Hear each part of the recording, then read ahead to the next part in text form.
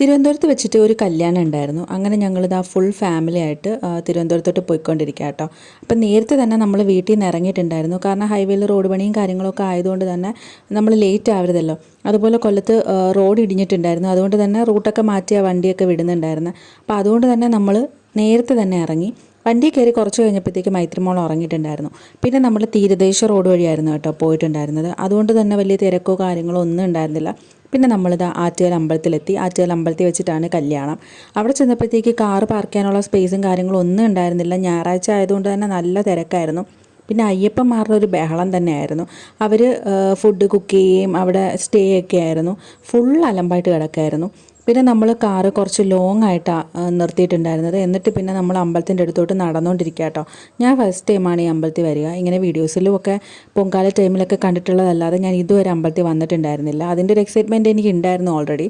പിന്നെ നമ്മൾ നേരെ അവിടെ ഒരു കോഫി ഷോപ്പ് ഉണ്ടായിരുന്നു. നമ്മളവിടെ പോയിട്ട് ചായയും വടയൊക്കെ ഓർഡർ ചെയ്തു. പിന്നെ മൈത്രിമോക്ക് വേണ്ടിയിട്ട് ഒരു ദോശയൊക്കെ വാങ്ങി കൊടുത്തിട്ടുണ്ടായിരുന്നു. വട നമുക്ക് ചമ്മന്തിയിലിട്ടാട്ടോ തന്നിട്ടുണ്ടായിരുന്നു. ഞാൻ ഫസ്റ്റ് ടൈമാണ് അങ്ങനെ കഴിക്കുന്നത്. നമ്മുടെ അവിടെ വട ചോദിക്കുമ്പോൾ നോർമലി ഇങ്ങനെ എടുത്ത് തരുത്തതേ ഉള്ളൂ. ഇവിടെ എല്ലാവർക്കും വട ചമ്മന്തിയിലിട്ടായിരുന്നു തന്നിട്ടുണ്ടായിരുന്നത്. അങ്ങനെ അതൊക്കെ കഴിച്ചു. കുറേ കല്യാണങ്ങളുണ്ടായിരുന്നു അവിടെ വെച്ചിട്ട്.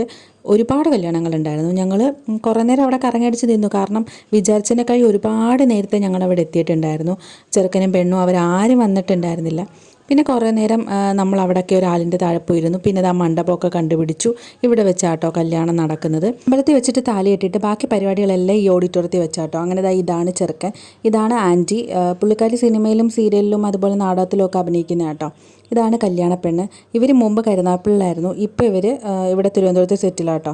പിന്നെ ഇതാണ് ആൻറ്റിയുടെ മോള്, അതായത് ചെറുക്കൻ്റെ പെങ്ങൾ. പിന്നെ നമ്മൾ അതെല്ലാം കഴിഞ്ഞിട്ട് നേരെ ഫുഡ് അടിക്കാനായിട്ട് പോയി. നല്ല വിശപ്പുണ്ടായിരുന്നു എല്ലാവർക്കും. കാരണം രാവിലെ തന്നെ നമ്മൾ വീട്ടിൽ നിന്ന് ഇറങ്ങിയതുകൊണ്ട് എല്ലാവർക്കും നല്ല വിശപ്പായിരുന്നു.